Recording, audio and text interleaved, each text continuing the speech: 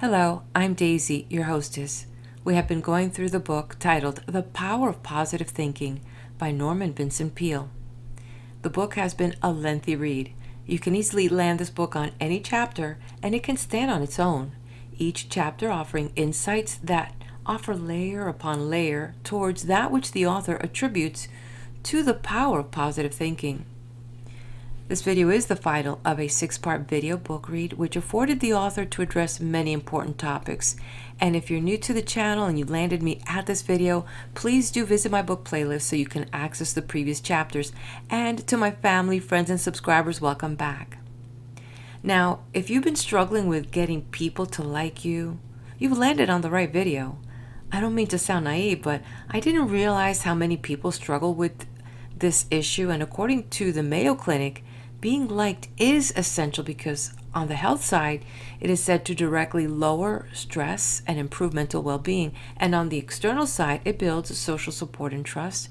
And overall, it makes it easier to collaborate, to resolve conflicts, and succeed in your career or in your community. So as we come to the end of this read, let me know what part of the world you are from. And if you found a golden nugget or two, share it with me. Let me know. And with that, I now turn the page. Chapter 14. Relax for Easy Power. Every night in these United States, more than 6 million sleeping tablets are required to put the American people to sleep. This startling statement was made to me several years ago by a drug manufacturer at a convention of that industry where I was giving a speech. Though his assertion seemed incredible, I have been told by others who are in a position to know that the above estimate is now an understatement. In fact, I heard another good authority assert that the American people are using about 12 million doses of sleeping tablets per day. That is enough to put every 12th American to sleep tonight. Statistics show that the use of sleeping tablets has risen 1,000% in recent years. But a more recent statement is even more startling. According to the vice president of a large drug manufacturing concern, approximately 7 billion one-half grain tablets are consumed yearly, which works out to about 19 million tablets per night. What a pathetic situation. Sleep is a natural restorative process. One would think that any person after a day's work would be able to sleep peacefully, but apparently Americans have even lost the art of sleeping. In fact, so keyed up are they that I, a minister with ample opportunity to test the matter, must report that the American people are so nervous and high-strung that now it is almost next to impossible to put them to sleep with a sermon. It has been years since I have seen anyone sleep in church. And that is a sad situation. A Washington official who loves to juggle figures, especially astronomical figures, told me that last year in the United States there was a total of 7.5 billion headaches. This works itself out at approximately 50 headaches per head per annum. Have you had your quota yet this year? And just how this official arrived at these figures, he did not say, but shortly after our conversation, I noticed a report that in a recent year, the drug industry sold 11 million pounds of aspirin. Perhaps this era might appropriately be termed the aspirin age, as one author has called it. An authoritative source declares that every other hospital bed in the United States is occupied by a patient who was put there not because he encountered a germ or had an accident or developed an organic malady, but because of his inability to organize and discipline his emotions. In a clinic, 500 patients were examined, hand-running, and 386 or 77% were found to be ill of psychosomatic difficulties. Physical illness caused largely by unhealthy mental states. Another clinic made a study of a large number of ulcer cases and reported that nearly half were made ill, not as the result of physical troubles, but because the patients worried too much or hated too much, had too much guilt, or were tension victims. A doctor from still another clinic made the observation that, in his opinion, medical men, despite all extraordinary scientific developments, are now able to heal by the means of science alone less than half the maladies brought them. He declares that in many cases, patients are sending back into their bodies the diseased thoughts of their minds. Prominent among these diseased thoughts are anxiety and tension. This unhappy situation has become so serious that in our own Marble Collegiate Church on Fifth Avenue at 29th Street, New York City, we now have 12 psychiatrists on the staff under the supervision of Dr. Smiley Blanton. Why psychiatrists on the staff of a church? The answer is that psychiatry is a science.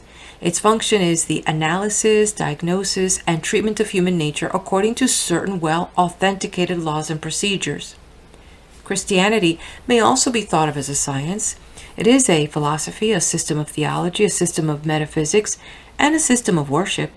It also works itself out in moral and ethical codes, but Christianity also has the characteristics of a science in that it is based upon a book which contains a system of techniques and formulas designed for the understanding and treatment of human nature.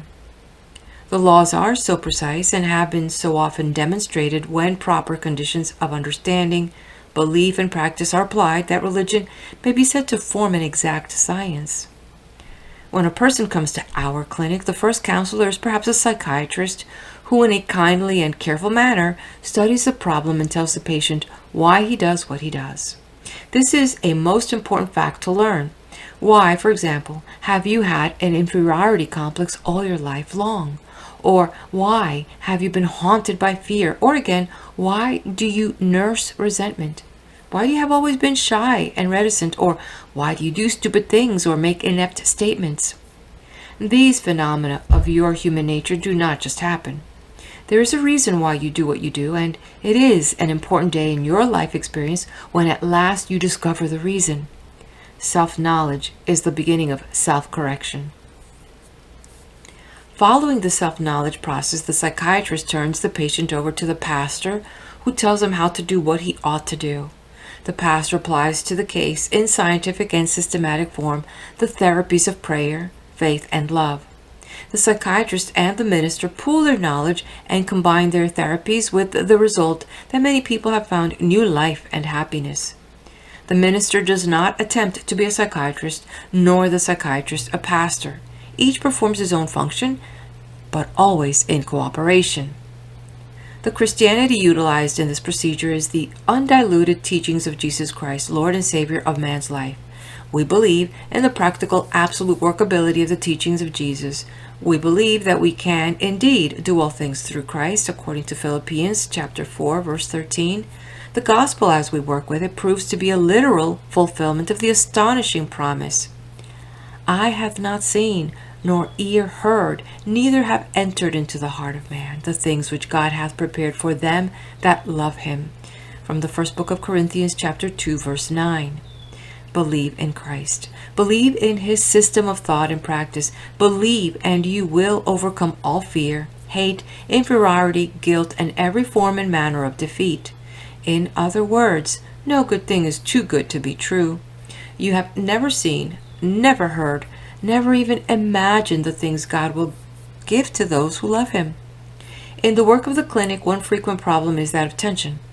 This, to a very large degree, may be called the prevailing malady of the American people. But not only the American people seem to suffer from tension. The Royal Bank of Canada some time ago devoted its monthly letter to this problem under the title, Let's Slow Down, and says in part, this monthly letter does not set itself up as a counselor of mental and physical health, but it is attempting to break down a problem that bedevils every adult person in Canada, and I might add, in the United States as well. The bank letter goes on to say, we are victims of a mounting tension. We have difficulty in relaxing. Our high-strung nervous systems are on a perpetual binge, caught up as we are in the rush all day, every day, and far into the night. We're not living fully. We must remember what Carlyle called the calm supremacy of the spirit over its circumstances. When a prominent banking institution calls to the attention of its customers the fact that they are failing to derive from life what they really want from it because they have become victims of tension, it is certainly time something was done about this situation. In St. Petersburg, Florida, I actually saw a machine on the street equipped with a sign, "What is your blood pressure?" You could put a coin in a slot and get the bad news. When you can buy a reading on blood pressure like you buy gum out of a slot machine, it indicates that many people have this problem. One of the simplest methods for reducing tension is to practice the easy does it attitude. Do everything more slowly, less hectically, and without pressure. My friend Branch Rickey, famous baseball man, told me that he would not use a player no matter how well he hits, fields, or runs if he is guilty of overpressing. To be a successful big league baseball player, there must be a flow of easy power through every action and, of course, through the mind. The most effective way to hit a ball is by the easy method, where all the muscles are flexible and operating in correlated power. Try to kill the ball and you will slice it or maybe miss it altogether. This is true in golf, in baseball, in every sport. From 1907 through 1919, except for 1 year, 1916, Ty Cobb's batting average led the American League, a record so far as I know that has never been surpassed. Ty Cobb presented the bat with which he performed his extraordinary feats to a friend of mine. I was permitted to take this bat in my hand, which I did with considerable awe. In the spirit of the game, I struck a pose, as if to bat. Doubtless my batting stance was not in any sense reminiscent of the immortal slugger. In fact, my friend, who was himself at one time a minor league baseball player, chuckled and said, "Ty Cobb would never do it that way. You are too rigid, too tense. You're obviously over-trying. You would probably strike out." It was beautiful to watch Ty Cobb. The man and the bat were one. It was a study in rhythm, and one marveled at the ease with which he got into the swing. He was a master of easy power. It is the same in all success. Analyze people who are really efficient, and they always seem to do things easily with a minimum of effort. In so doing, they release maximum power. One of my friends, a famous businessman who handles important affairs and varied interests, always seems to be at ease. He does everything efficiently and quickly, but is never in a dither. He never has that anxious, frazzled look on his face which marks people who cannot handle either their time or their work. I inquired the secret of his obviously easy power. He smiled and replied, "Oh, it isn't much of a secret. I just try to keep myself in tune with God, that's all. Every morning after breakfast," he explained, "my wife and I go into the living room for a period of quietness.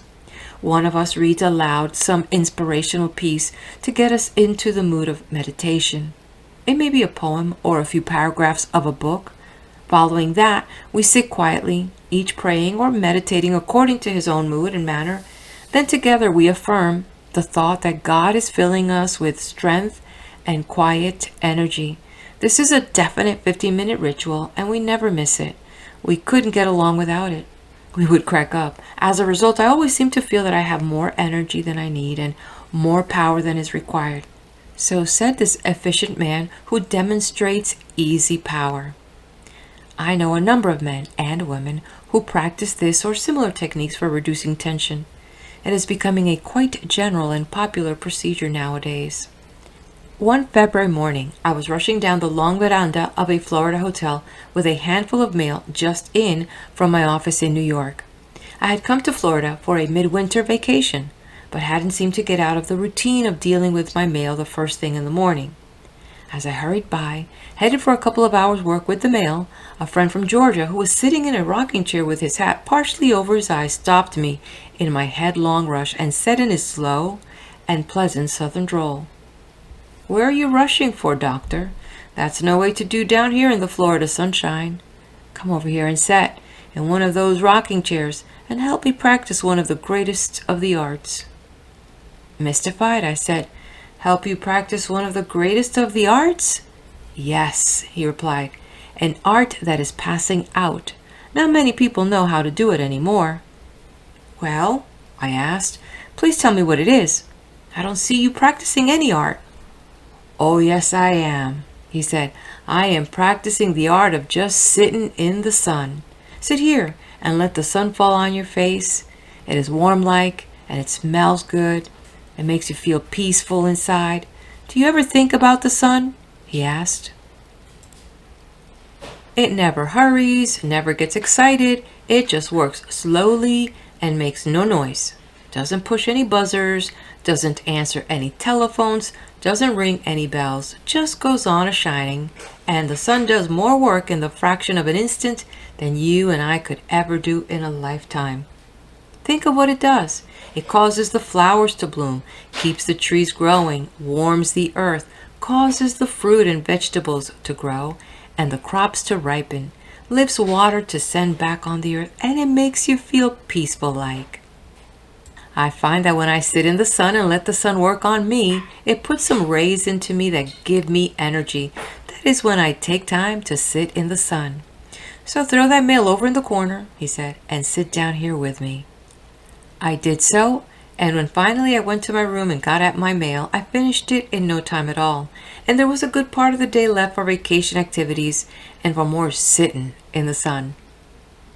Of course, I know a lot of lazy people who have been sitting in the sun all their lives and never amounted to anything. There's a difference between sitting and relaxing and just sitting. But if you sit and relax and think about God and get yourself in tune with Him and open yourself to the flow of His power, then sitting is not laziness.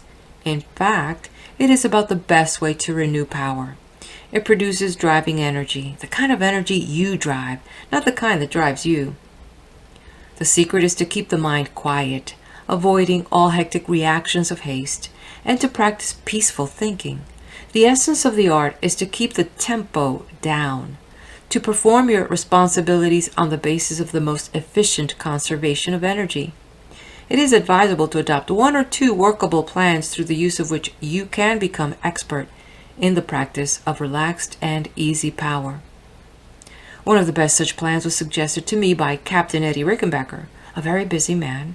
He manages to handle his responsibilities in a manner indicating reserves of power. I found one element of his secret quite by accident. I was filming a program for television with him. We had been assured that the work could be done quickly, leaving him free to go to the many other matters on his daily agenda. However, the film was long delayed beyond the time anticipated. I noted, however, that the captain showed no signs of agitation. He did not become nervous or anxious. He did not pace up and down, putting in frantic calls to his office. Instead, he accepted the situation gracefully. There were a couple of old rocking chairs at the studio, apparently intended for use in a set other than ours. He sat in one rocker in a very relaxed manner. I have always been a great admirer of Eddie Rickenbacker, and I commented on his lack of tension. "I know how busy you are," I said, "and I marvel at the way you sit quiet, composed, and peaceful-like."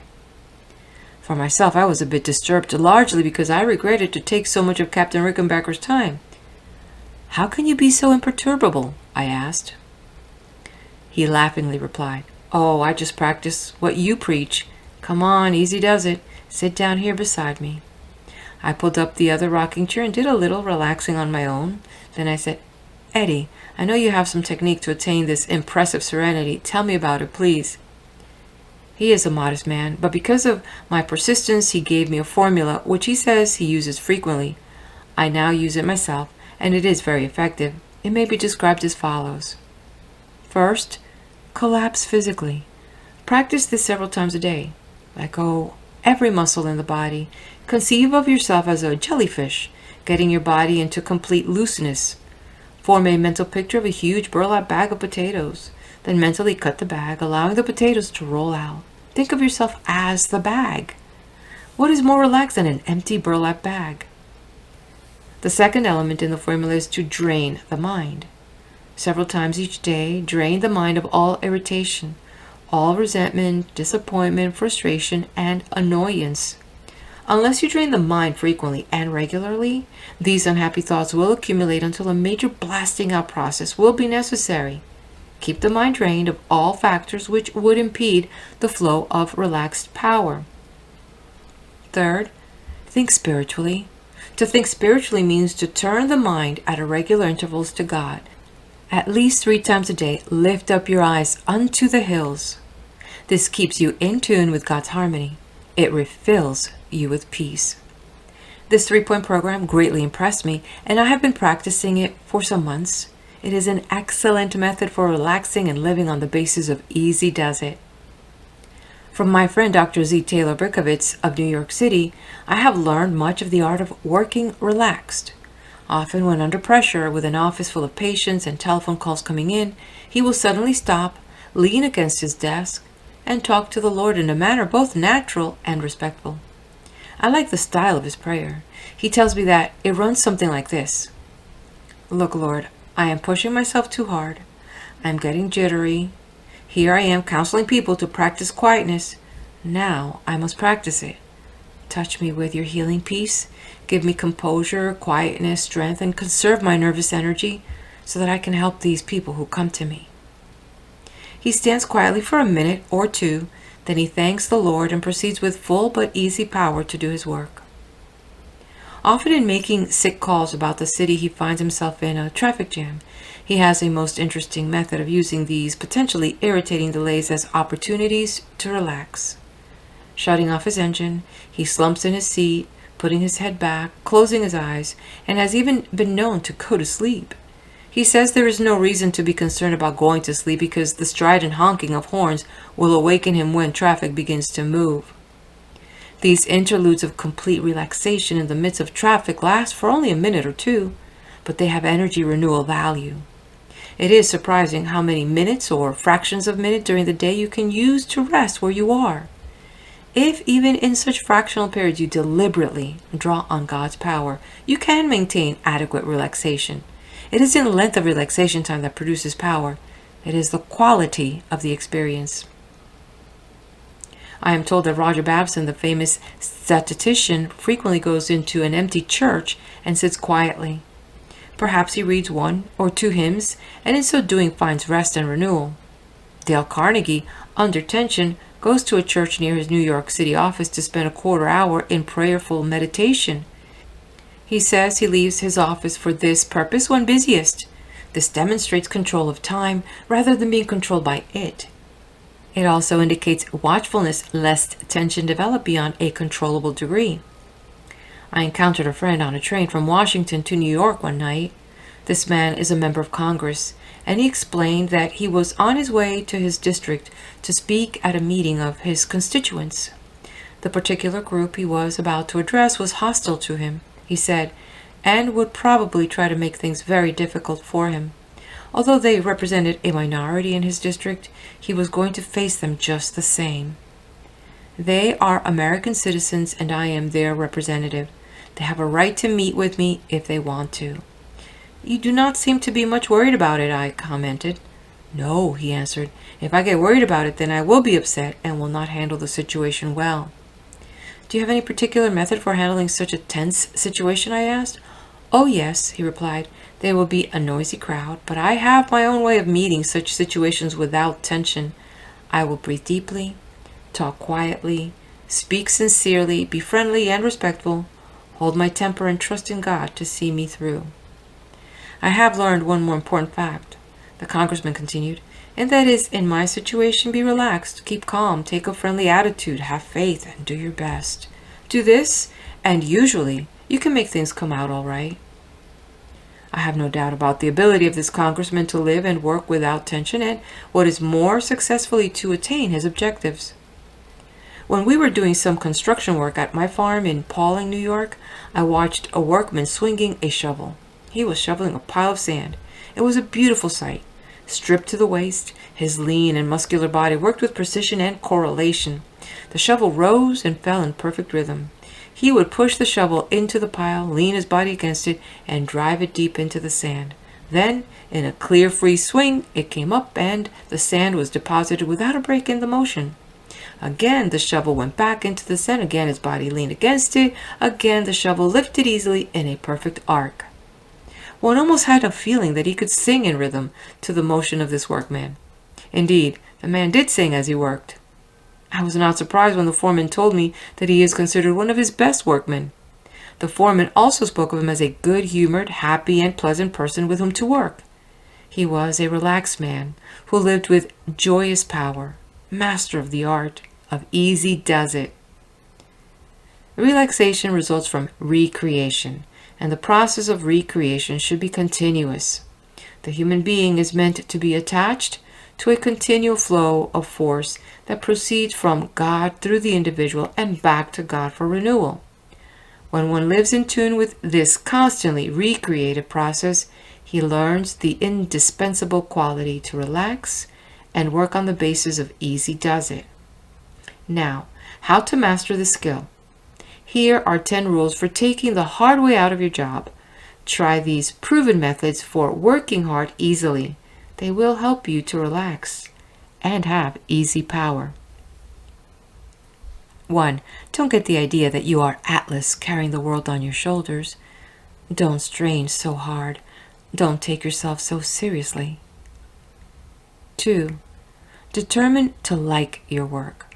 Then it will become a pleasure, not a drudgery. Perhaps you do not need to change your job. Change yourself, and your work will seem different. 3. Plan your work. Work your plan.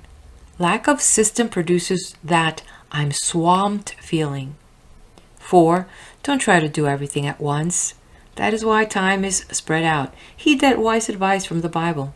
This one thing I do. 5. Get a correct mental attitude, remembering that ease or difficulty in your work depends upon how you think about it. Think it's hard and you make it hard. Think it's easy and it tends to become easy. 6. Become efficient in your work. Knowledge is power over your job. It is always easier to do a thing right. 7. Practice being relaxed. Easy always does it. Don't press or tug. Take it in your stride. 8. Discipline yourself not to put off until tomorrow what you can do today. Accumulation of undone jobs makes your work harder. Keep your work up to schedule. 9. Pray about your work. You will get relaxed efficiency by so doing. 10. Take on the unseen partner. It is surprising the load he will take off you. God is as much at home in offices, factories, stores, kitchens as in churches. He knows more about your job than you do. His help will make your work easy. End of chapter. Chapter 15. How to get people to like you. We might as well admit it. We want people to like us. You may hear someone say, I don't care whether people like me or not. But whenever you hear anyone say that, just put it down as a fact that he is not really telling the truth. The psychologist William James said one of the deepest drives of human nature is the desire to be appreciated, the longing to be liked, to be held in esteem, to be sought after person is fundamental in us. A poll was taken among some high school students on the question, what do you most desire? By overwhelming majority, the students voted that they wanted to be popular. The same urge is in older people as well. Indeed, it is doubtful if anybody ever outlives the desire to be well thought of, to be highly regarded, or to be the affection of his associates. To be master of the art of popularity, be artless. Strive deliberately after popularity, and the chances are you will never attain it. But become one of those rare personalities about whom people say, he certainly has something, and you can be certain you are on the way to having people like you. I must warn you, however, that despite your attainments in popularity, you will never get everybody to like you. There is a curious quirk in human nature whereby some people just naturally won't like you. A quatrain inscribed on a wall at Oxford says, I do not love thee, Dr. Fell. The reason why, I cannot tell, but this alone I know full well. I do not love thee, Dr. Fell. That verse is very subtle. The author did not like Dr. Fell. He didn't know why, but he just knew he didn't like him. It was most likely an unreasonable dislike, for undoubtedly Dr. Fell was a very nice person. Perhaps if the author had known him better, he would have liked him. But poor Dr. Fell never did become popular with the author of those lines. It may have been due simply to a lack of rapprochement, that baffling mechanism by which we either do or do not click with certain people. Even the Bible recognizes this unhappy fact about human nature, for it says, if it be possible, as much as lieth in you, live peaceably with all men, from the book of Romans chapter 12, verse 18. The Bible is a very realistic book, and it knows people, their infinite possibilities, as well as their imperfections. The Bible advised the disciples that if they went into a village and after trying their best to get along with people still couldn't do so, they were to shake it off, the very dust of the village, from their feet. And whosoever will not receive you, when you go out of the city, shake off the very dust from your feet for a testimony against them. From the book of Luke chapter 9 verse 5. This is all by way of saying that you will be wise if you do not let it too seriously affect you, if you do not achieve perfect popularity with everyone. However, there are certain formulas and procedures which, if followed faithfully, can make you a person whom other people like. You can enjoy satisfactory personal relationships even if you are a difficult person or by nature shy and retiring, even unsocial. You can make of yourself one who enjoys easy, normal, natural, and pleasing relationships with others. I cannot urge you too strongly to consider the importance of this subject and to give time and attention to its mastery, for you will never be fully happy or successful until you do. Failure in this capacity will adversely affect you psychologically. To be liked is of profounder importance than mere ego satisfaction. As necessary as that is to your success in life, normal and satisfactory personal relations are even more important. The feeling of not being wanted or needed is one of the most devastating of all human reactions. To the degree to which you are sought after or needed by other people, will you become a fully released person. The lone wolf, the isolated personality, the retiring individual, these people suffer a misery which is difficult to describe. In self-defense, they retire ever further within themselves. Their ingrowing, introverted nature is denied the normal development which the outgoing, self-giving person experiences. Unless the personality is drawn out of itself and can be of value to someone, it may sicken and die. The feeling of not being wanted or needed produces frustration, aging, illness. If you have a feeling of usefulness, if nobody needs or wants you, you really ought to do something about it. It is not only a pathetic way to live, but it is serious psychologically. Those who deal with the problems of human nature constantly encounter this problem and its unfortunate results. For example, at a Rotary Club luncheon in a certain city, 2 physicians were at my table. One, an elderly man who had been retired for several years, the other the most popular young doctor in town. The young doctor, looking frazzled, dashed in late and slumped down with a weary sigh. "If only the telephone would stop ringing," he complained. "I can't get anywhere because people call me all the time. I wish I could put a silencer on that telephone." The old doctor spoke up quietly. "I know how you feel, Jim," he said. "I used to feel that way myself, but be thankful the telephone does ring. Be glad people want and need you." Then he added pathetically, "Nobody ever calls me anymore. I would like to hear the telephone ring again. Nobody wants me, and nobody needs me. I'm a has-been." All of us at the table, who sometimes feel a bit worn by numerous activities, did a lot of thinking as we listened to the old doctor. A middle-aged woman complained to me that she didn't feel well. She was dissatisfied and unhappy. "My husband is dead, the children are grown, and there's no place for me anymore. People treat me kindly, but they're indifferent. Everyone has his own interests, and nobody needs me, nobody wants me. I wonder, could that be a reason I do not feel well?" she asked. Indeed, that could be very likely an important reason. In a business office, the founder of the firm, just past 70, was walking restlessly and aimlessly around. He talked with me while his son, present head of the business, whom I had come to see, was on the telephone. The older man said gloomily, "Why don't you write a book on how to retire? That is what I need to know. I thought it was going to be wonderful to give up the burdens of the job," he continued. "But now I find that nobody's interested in anything I say. I used to think I was a popular fellow, but now when I come down here and sit around the office, everyone says hello, then they forget me. I might as well stay away altogether for all they care. My son is running the business, and he is doing a good job at it. But," he concluded pathetically, "I'd like to think they needed me a little bit." These people are suffering one of the most pathetic and unhappy experiences in this life. Their basic desire is to be sought after, and this desire is not being satisfied. They want people to appreciate them. The personality longs for esteem, but it isn't only in retirement that this situation develops. A girl of 21 told me that she had been unwanted ever since birth. Someone had given her the notion she was an unwanted child. This serious idea had sunk into her subconscious, giving her a profound sense of inferiority and self-depreciation. It made her shy and backward and causing her to retreat into herself.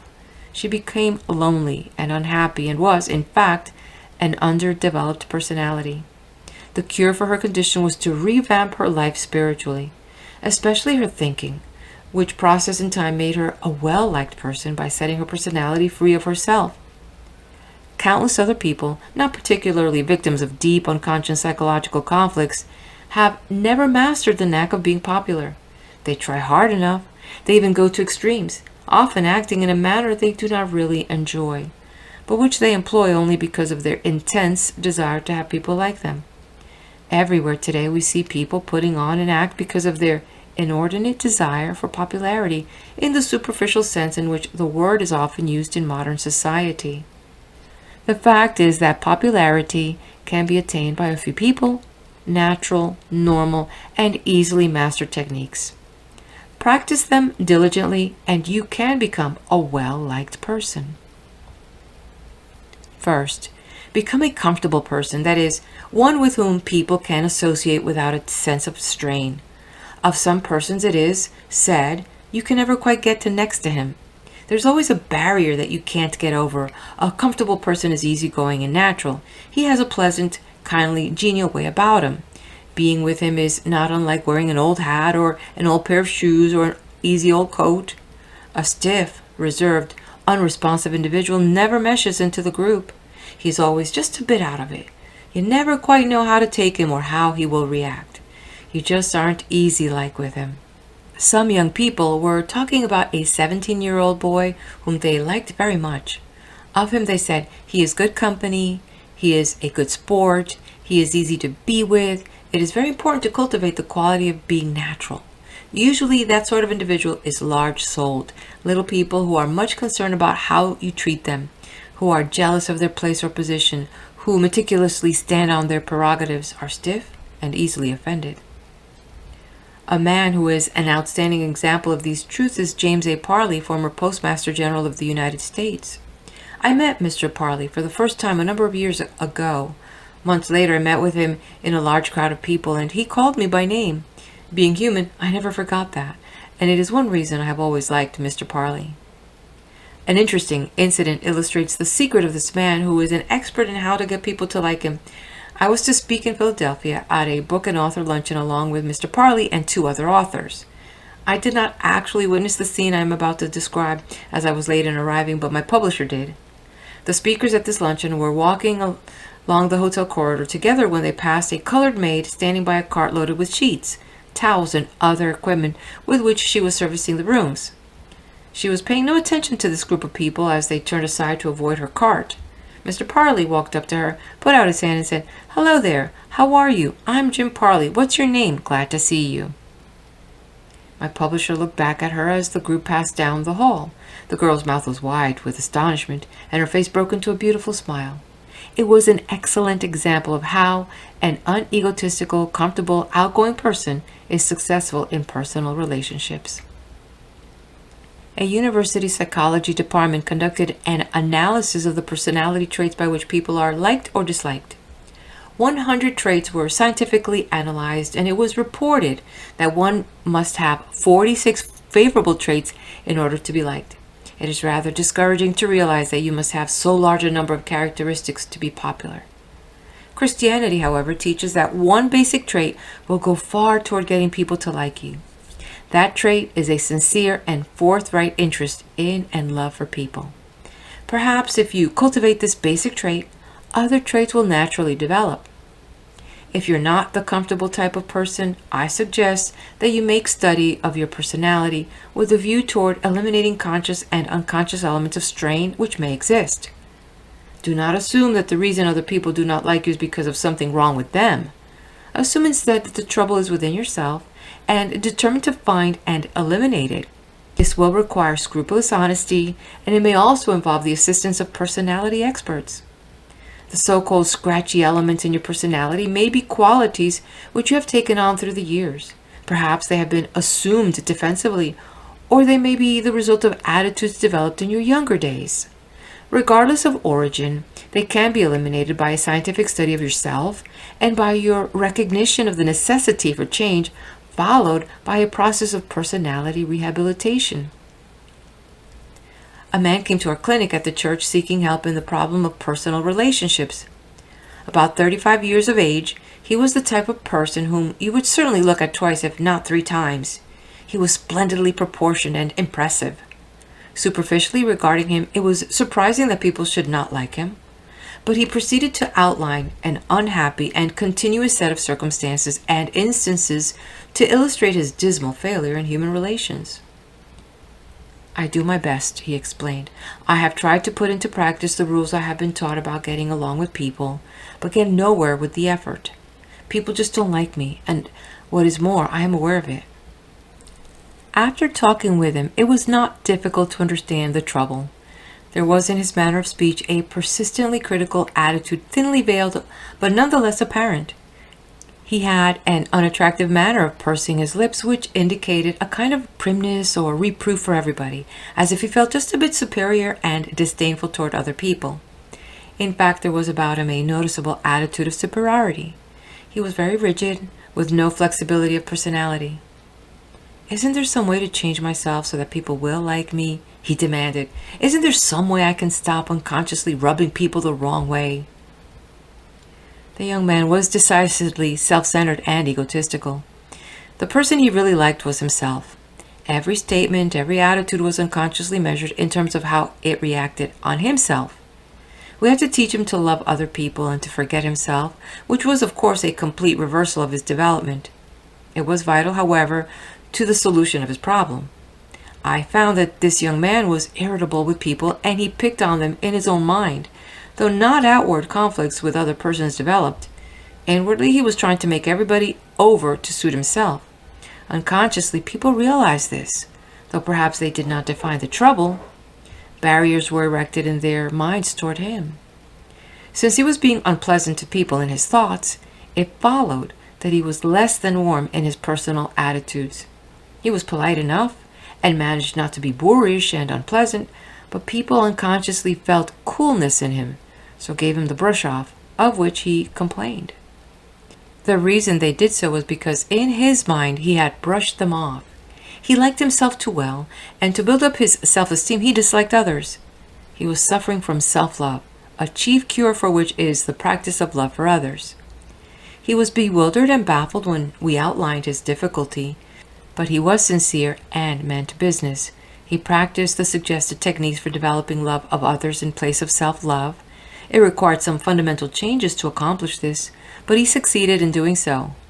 One method suggested was that at night, before retiring, he make a list of persons he had met during the day, as for example the bus driver or the newsboy. He was to picture mentally each person whose name appeared on the list, and as he brought each face up before him, he was to think a kindly thought about that person. Then he was to pray for each one. He was to pray around his little world. Each of us has his own world, people with whom we do business or are associated in one way or another. For example, the first person outside the family whom this young man saw in the morning was the elevator man in his apartment house. He had not been in the habit of saying anything to him beyond a perfunctory and growled good morning. Now he took the time to have a little chat with the elevator man. He asked him about his family and about his interests. He found that the elevator operator had an interesting point of view and some experiences which were quite fascinating. He began to see new values in a person who to him previously had been a mechanical robot who ran the elevator up and down to his floor. He actually began to like the elevator operator, and in turn, the elevator man, who had formed a pretty accurate opinion of the young man, began to revise his views. They established a friendly relationship, so the process went from person to person. One day the young man said to me, "I have found that the world is filled with interesting people, and I never realized it before." When he made that observation, he proved that he was losing himself, and when he did that, as the Bible so wisely tells us, he found himself. In losing himself, He found himself and lots of new friends besides. People learned to like him. Learning to pray for people was important in his rehabilitation. For when you pray for anyone, you tend to modify your personal attitude toward him. You lift the relationship thereby to a higher level. The best in the other person begins to flow out toward you as your best flows toward him. In the meeting of the best in each, a higher unity of understanding is established. Essentially, getting people to like you is merely the other side of liking them.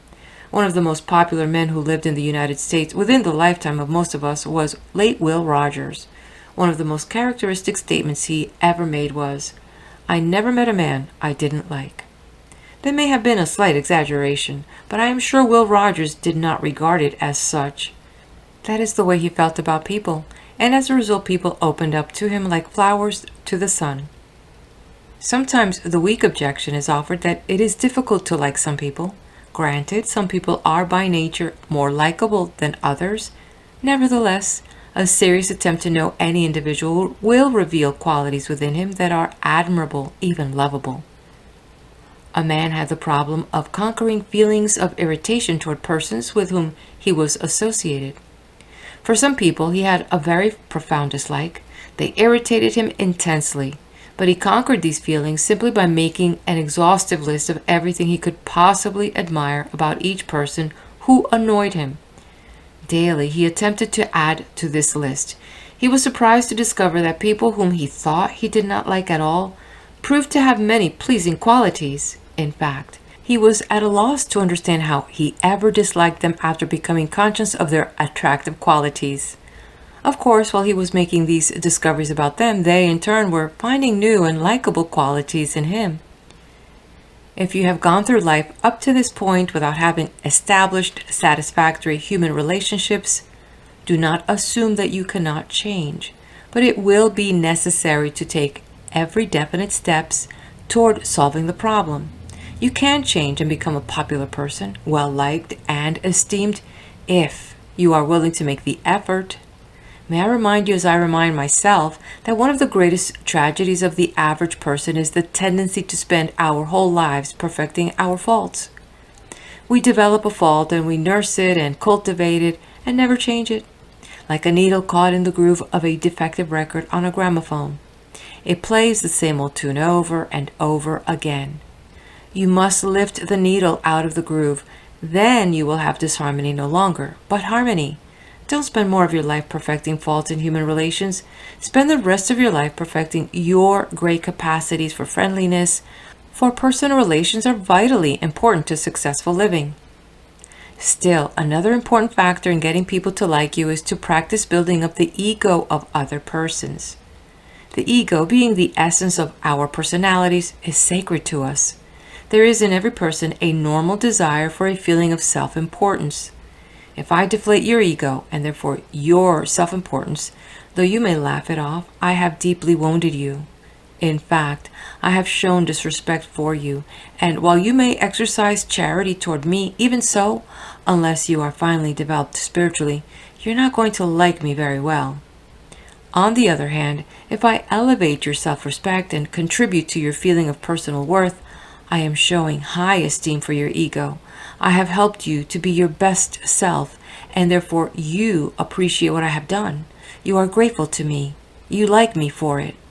The deflation of another person's ego may be mildly done perhaps, but one can never evaluate how deep the depreciation goes from even a remark or an attitude that is not meant to be unkind. Here is the way in which ego is often deflated. The next time you are in a group and someone tells a joke and everybody laughs with appreciation and pleasure except yourself, when the laughter has died down, say patronizingly, "Well, that is a pretty good joke, all right. I saw it in a magazine last month." Of course, it will make you feel quite important to let others know of your superior knowledge, but how does it make the man feel who told the joke? You have robbed him of the satisfaction of having told a good story. You have crowded him out of his brief moment in the limelight and usurped attention to yourself. In fact, you have taken the wind out of his sails and left him flat and deflated. He enjoyed his momentary little prominence, but you took it away from him. Nobody in that group is going to like you for what you did, and certainly not the man whose story you spoiled. Whether you like the joke or not, let the storyteller and the others enjoy it. Remember, he may be a little bit embarrassed and shy. It would have done him good to have received a response. Don't deflate people. Build them up, and they will love you for it.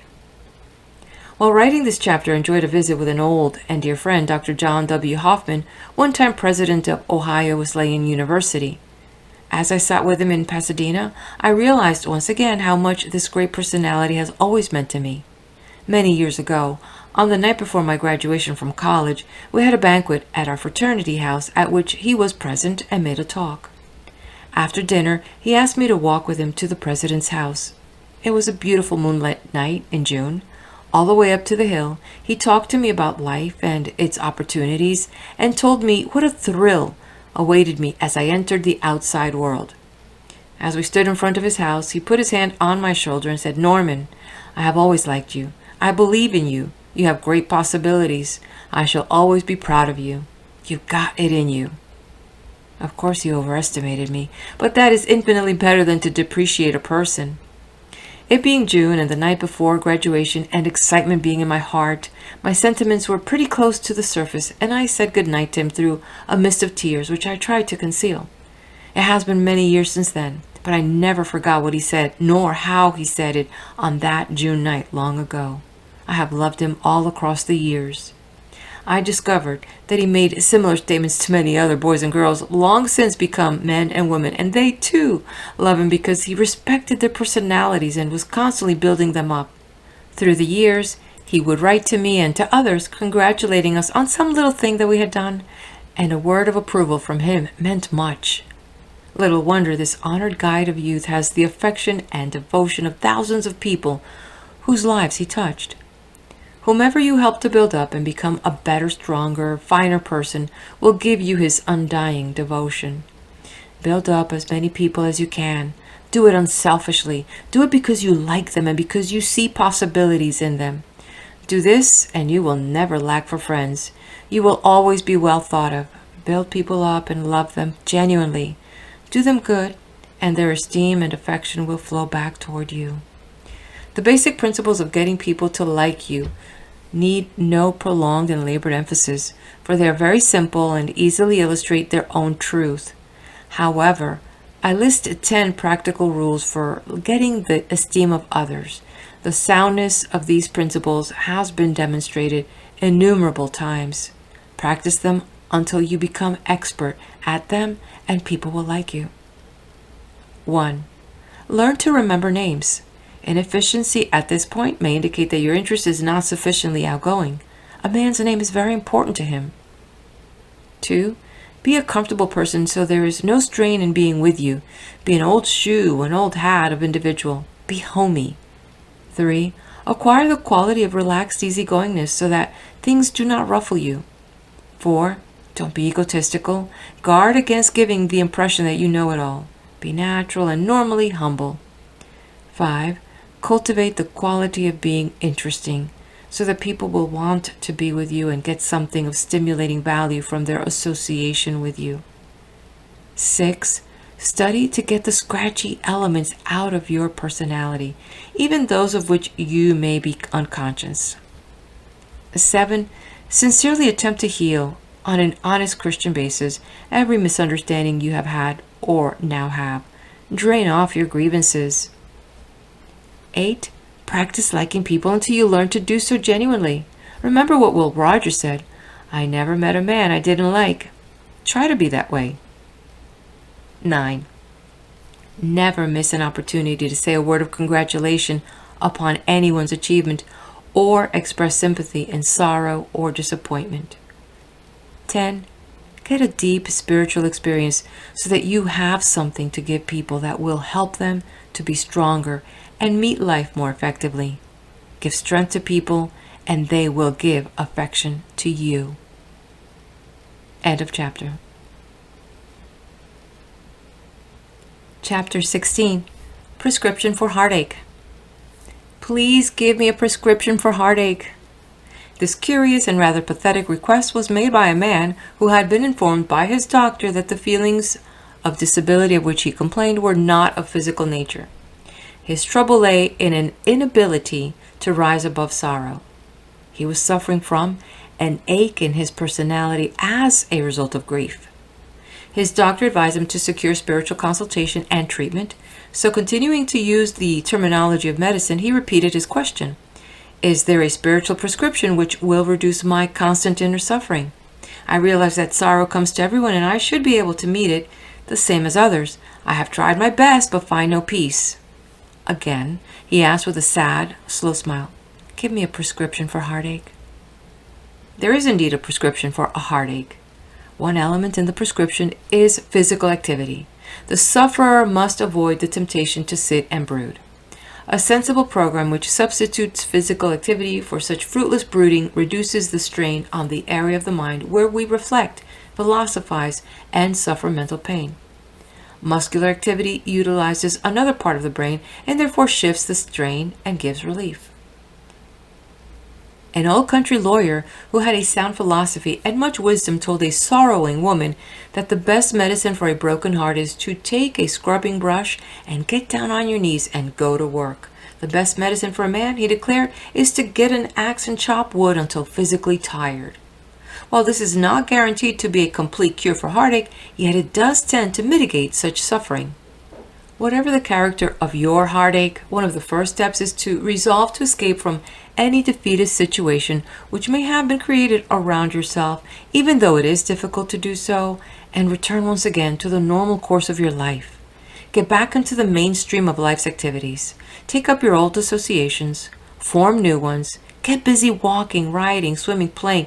Get the blood to coursing through your system. Lose yourself in some worthwhile project. Fill your days with creative activity and emphasize the physical aspect of activity. Employ healthy, mind-relieving business, but be sure that it is of a worthwhile and constructive nature. Superficial escapism through feverish activity merely deadens pain temporarily and does not heal, as for example, parties and drinking. An excellent and normal release from heartache is to give way to grief. There is a foolish point of view current today that one should not show grief. That is not proper to cry or express oneself through the natural mechanism of tears and sobbing. This is a denial of the law of nature. It is natural to cry when pain or sorrow comes. It is a relief mechanism provided in the body by Almighty God and should be used. To restrain grief, to inhibit it, to bottle it up, is to fail to use one of God's means for eliminating the pressure of sorrow. Like every other function of the human body and nervous system, this must be controlled, but it should not be denied altogether. A good cry, by either man or woman, is a release from heartache. I should warn, however, that this mechanism should not be used unduly nor allowed to become a habitual process. Should that happen, it partakes of the nature of abnormal grief and could become a psychosis. Unrestraint of any kind should not be allowed. I receive many letters from people whose loved ones have died. They tell me that it is very difficult for them to go to the same places they were in the habit of frequenting together or to be with the same people with whom they associated as a couple or as a family. Therefore, they avoid the old-time places and friends. I regard this as a serious mistake. A secret of curing heartache is to be as normal and natural as possible. This does not imply disloyalty or indifference. This policy is important in avoiding a state of abnormal grief. Normal sorrow is a natural process, and its normality is evidenced by the ability of the individual to return to his usual pursuits and responsibilities and continue therein as formerly. The deeper remedy for heartache, of course, is the curative comfort supplied by trust in God. Inevitably, the basic prescription for heartache is to return to God in an attitude of faith and empty the mind and heart to Him. Perseverance in the act of spiritual self-emptying will finally bring healing to the broken heart. This generation, which has suffered fully as much if not more heartache than people in preceding eras, needs to relearn that which the wisest men of all time have known, namely, that there is no healing of the pain suffered by humanity except through the benign ministrations of faith. One of the greatest souls of the ages was Brother Lawrence, who said, "If in this life we would know the serene peace of paradise, we must school ourselves in familiar, humble, and loving converse with God." It is not advisable to attempt to carry the burden of sorrow and mental pain without divine help, for its weight is more than the personality can bear. The simplest and most effective of all prescriptions for heartache, then, is to practice the presence of God. This will soothe the ache in your heart and ultimately heal the wound. Men and women who have experienced great tragedy tell us that this prescription is effective.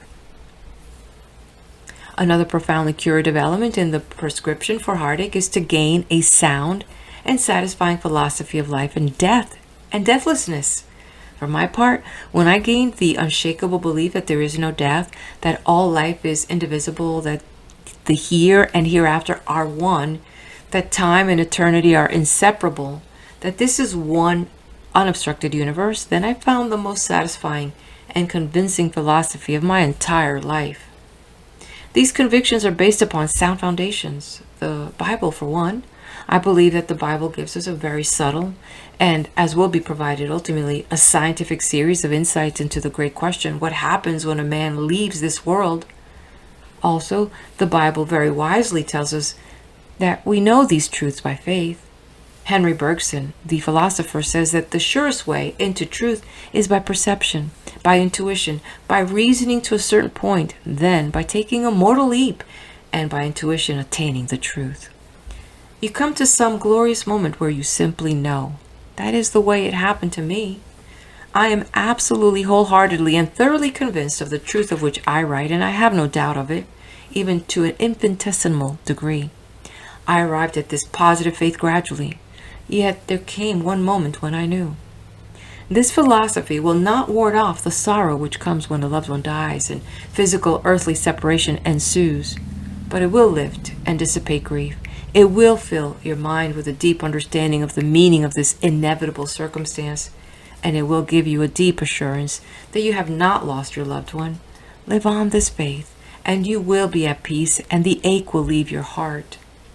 Take into your mind and heart one of the most marvelous texts in the Holy Bible. Eye hath not seen, nor ear heard, neither have entered into the heart of man the things which God hath prepared for them that love him. From the first book of Corinthians, chapter 2, verse 9. This means that you have never seen. No matter what you have seen, however wonderful it is, you have never seen anything to compare with the marvelous things that God has prepared for those who love him and who put their trust in him. Moreover, it says that you have never heard anything to compare with the astonishing marvels that God has laid up for those who follow his teachings and live according to his Spirit. Not only have you never seen, nor ever heard, but you have never even dimly imagined what he is going to do for you. This sentence goes all out in promising comfort and immortality and reunion and every good thing to those who center their lives in God. After many years of reading the Bible and being intimately connected with all the phases of the lives of hundreds of people, I wish to state unequivocally that I have found this biblical promise to be absolutely true. It applies even to this world. People who really practice living on a Christ-like basis have the most incredible things happen to them.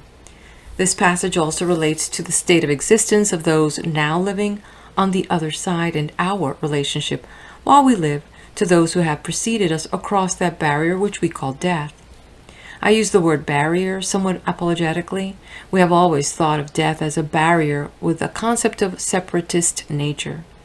Scientists working today in the field of parapsychology and extrasensory perception and experimenting in precognition, telepathy, clairvoyance, all of which were formerly considered paraphernalia of the cranks, but which are now of sound scientific usage in the laboratories, are expressing themselves as believing that the soul survives the barrier of time and space. In effect, we are on the edge of one of the greatest scientific discoveries in history, which will substantiate on a laboratory exploratory basis the existence of the soul and its deathlessness. For many years I have been accumulating a series of incidents, the validity of which I accept and which bear out the conviction that we live in a dynamic universe where life, not death, is the basic principle.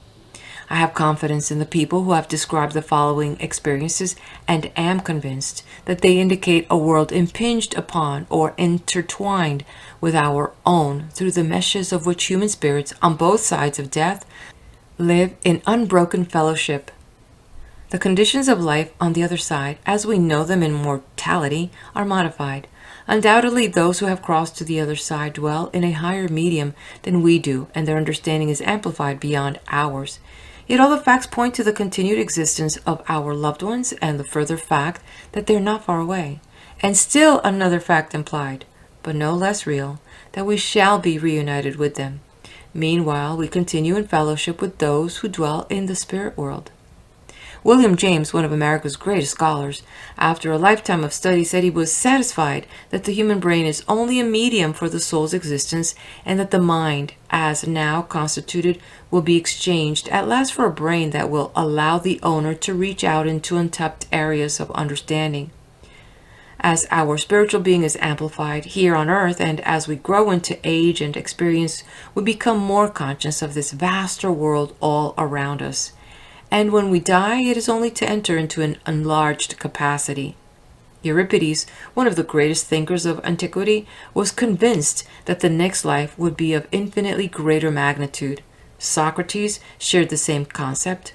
One of the most comforting statements ever made was his remark, "No evil can befall a good man in this life or in the next." Natalie Kalmus, scientific expert in Technicolor, tells about the death of her sister. The following account given by this scientifically trained woman appeared in the inspirational magazine Guidepost. Natalie Kalmus quotes her dying sister as saying, "Natalie, promise me that you won't let them give me any drugs. I realize that you're trying to help relieve my pain, but I want to be fully aware of every sensation. I am convinced that death will be a beautiful experience." I promised. Alone later, I wept, thinking of her courage. Then as I tossed in bed on through the night, I realized that what I thought to be a calamity, my sister intended to be a triumph. 10 days later, the final hour drew near. I had been at her bedside for hours. We had talked about many things, and always I marveled at her quiet, sincere confidence in eternal life. Not once did the physical torture overcome her spiritual strength. This was something that the doctors simply hadn't taken into account. "Dear, kind God, keep my mind clear and give me peace," she had murmured over and over again during those last days. We had talked so long that I noticed she was drifting off to sleep. I left her quietly with the nurse and retired to get some rest. A few minutes later, I heard my sister's voice calling for me. Quickly, I returned to her room. She was dying. I sat on her bed and took her hand. It was on fire. Then she seemed to rise up in bed, almost to a sitting position. "Natalie," she said, "there are so many of them. There's Fred and Ruth." What's she doing here? Oh, I know. An electric shock went through me. She had said Ruth. Ruth was her cousin who had died suddenly the week before, but Eleanor had not been told of Ruth's sudden death. Chill after chill shot up and down my spine. I felt on the verge of some powerful, almost frightening knowledge. She had murmured Ruth's name. Her voice was surprisingly clear. So confusing. So many of them. Suddenly her arms stretched out as happily as when she had welcomed me. "I'm going up," she said. Then she dropped her arms around my neck and relaxed in my arms.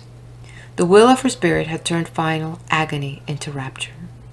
As I laid her head back on the pillow, there was a warm, peaceful smile on her face. Her golden brown hair lay carelessly on the pillow. I took a white flower from the vase and placed it in her hair. With her petite, trim figure, her wavy hair, the white flower, the soft smile, she looked once more, and permanently, just like a schoolgirl. The mention of her cousin, Ruth, by the dying girl, and the evident fact that she saw her clearly is a phenomenon that recurs again and again in the incidents which have come to my attention. So repetitive is this phenomenon, and so similar are the characteristics of this experience as described by many, that it amounts to a substantial evidence that the people whose names are called, whose faces are seen, are actually present. Where are they? What is their condition? What sort of body have they? These are questions that are difficult.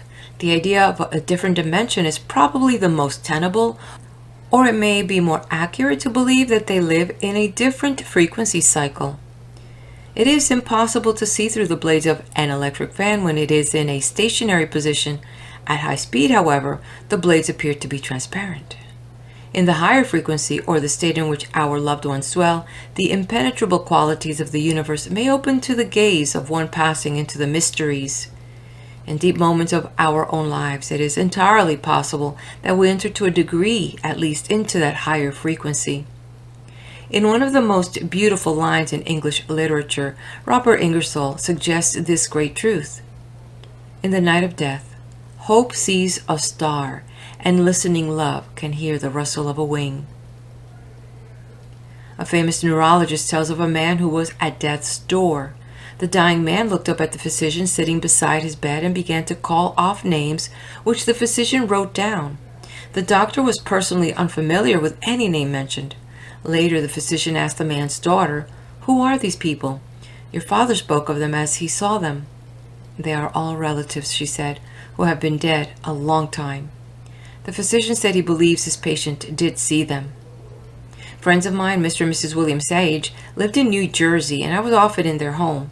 Mr. Sage, whom his wife called Will, died first. A few years later, when Mrs. Sage was on her deathbed, the most surprised look passed across her face, and it lighted up in a wonderful smile as she said, "Why, it is Will." That she saw him, those about her bed had no doubt whatsoever. Arthur Godfrey, famous radio personality, tells of being asleep in his bunk on a destroyer in World War I. Suddenly his father stood beside him. He put out his hand, smiled, and said, "So long, son." And Godfrey answered, "So long, Dad." Later he was awakened and given a cablegram telling him of the death of his father. The time of his passing was given, and it was the precise period during which Godfrey in his sleep saw his father. Mary Margaret McBride, also a famous radio personality, was overwhelmed with grief upon the death of her mother. They had been very close to each other. She awakened one night and sat on the edge of her bed. Suddenly, she had the feeling, to use her own words, that Mama was with me. She did not see her mother nor hear her speak, but from that time on, I knew that my mother isn't dead, that she is nearby. The late Rufus Jones, one of the most famous spiritual leaders of our time, tells about his son Lowell, who died at 12 years of age. He was the apple of his father's eye. The boy took sick when Dr. Jones was on the ocean bound for Europe. The night before entering Liverpool, while lying in his bunk, he experienced an indefinable, inexplainable feeling of sadness. Then he said that he seemed to be enveloped in the arms of God. A great feeling of peace and a sense of profound possession of his son came to him. Upon landing in Liverpool, he was advised that his son had died, his death occurring at the precise hour when Dr. Jones had felt a sense of God's presence and the everlasting nearness of his son. A member of my church, Mrs. Bryson Calt, tells of an aunt whose husband and 3 children were burned to death when their house was destroyed by fire. The aunt was badly burned but lived for 3 years. When finally she lay dying, a radiance suddenly came over her face. "It is all so beautiful," she said. "They are coming to meet me. Fluff up my pillows and let me go to sleep." Mr. H.B. Clark, an old friend of mine, was for many years a construction engineer, his work taking him into all parts of the world. He was of a scientific turn of mind, a quite restrained, factual, unemotional type of man. I was called one night by his physician, who said that he did not expect him to live but a few hours. His heart action was slow and the blood pressure was extraordinarily low. There was no reflex action at all. The doctor gave no hope. I began to pray for him, as did others. The next day his eyes opened, and after a few days he recovered his speech. His heart action and blood pressure returned to normal. After he recovered strength, he said, "At some time during my illness, something very peculiar happened to me. I cannot explain it. It seemed that I was a long distance away. I was in the most beautiful and attractive place I had ever seen. There were lights all about me, beautiful lights. I saw faces dimly revealed.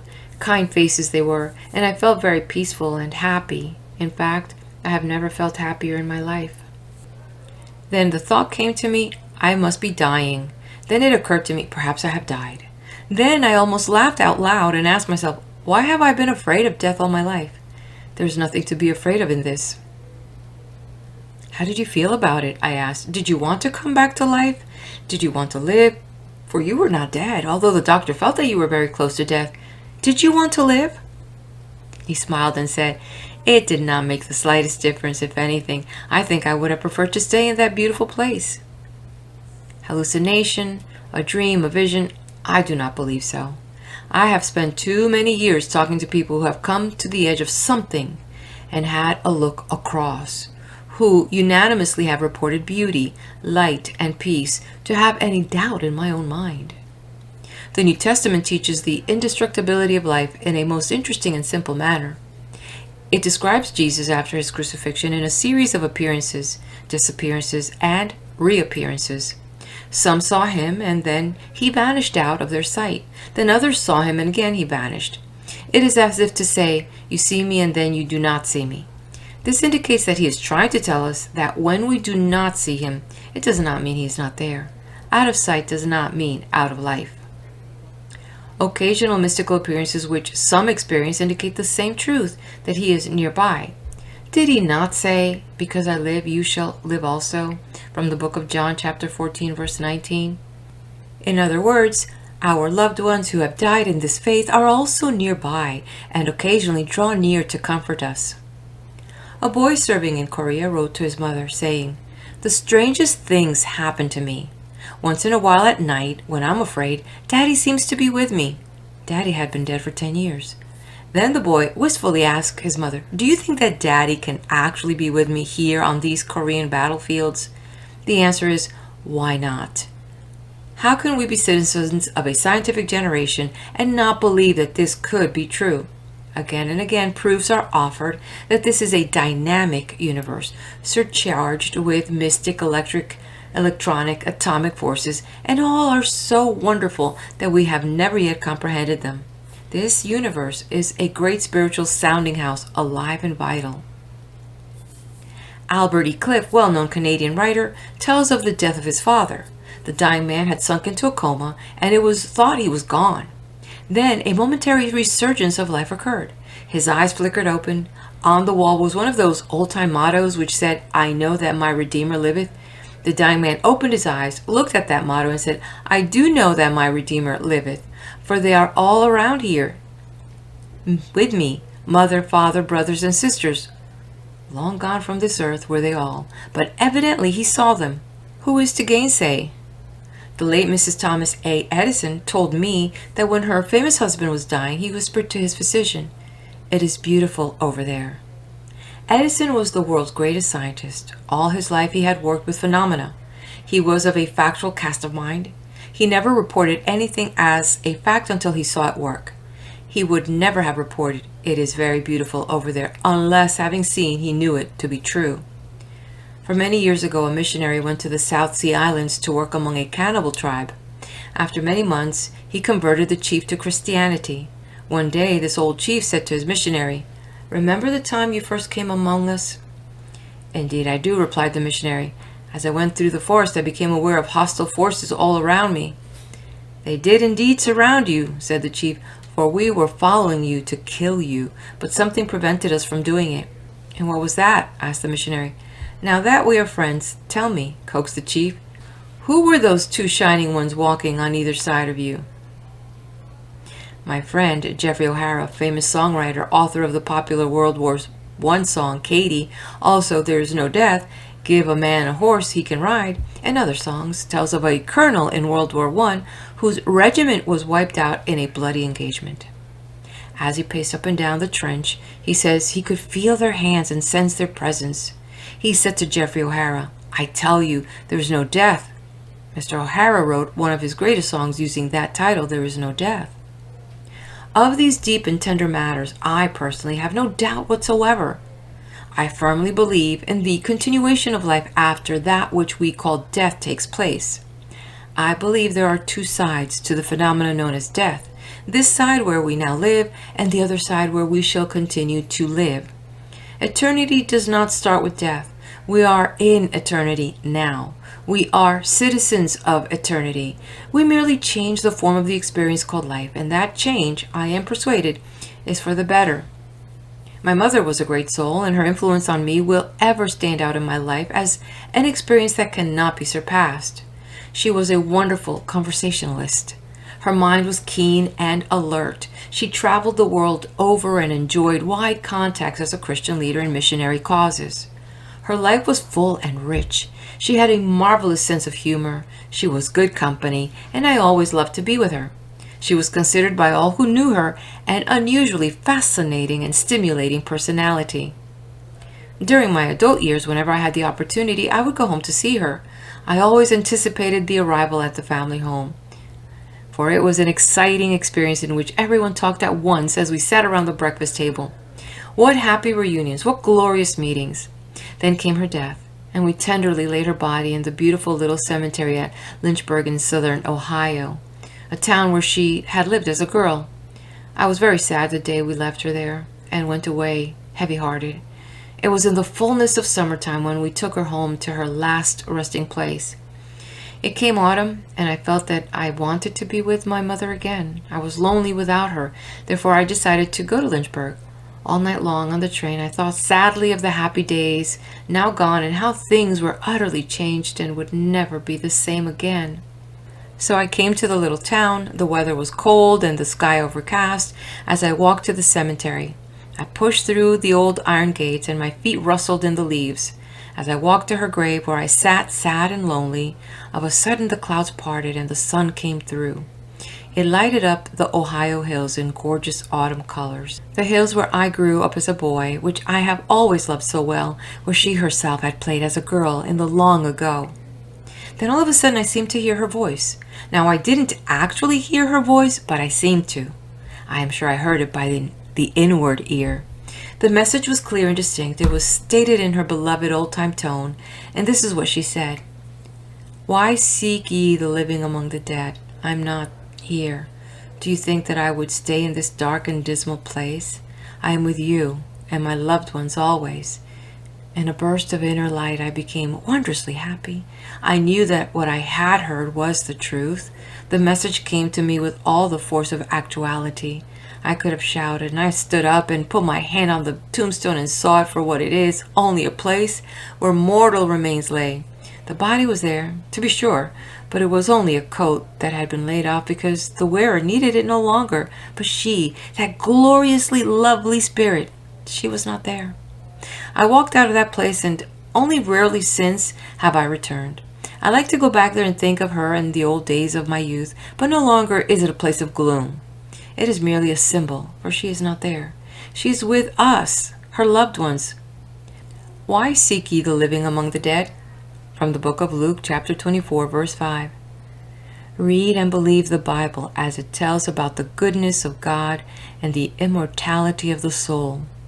Pray sincerely and with faith.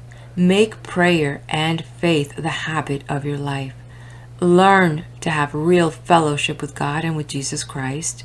As you do this, you will find a deep conviction welling up in your mind that these wonderful things are true indeed. If it were not so, I would have told you from the book of John, chapter 14, verse 2. You can depend upon the reliability of Christ. He would not let you believe and hold convictions so sacred in nature unless they are absolutely true. So in this faith, which is a sound, substantial, and rational view of life and eternity, you have the prescription for heartache. End of chapter. Chapter 17. How to draw upon that higher power. 4 men were sitting in the locker room of a country club after a game. Talk about golf scores drifted into a discussion of personal difficulties and problems. One man was especially despondent. The others, his friends, realizing his unhappy state of mind, had arranged this game to get his mind off his difficult situation. They hoped a few hours on the golf course might afford him some relief.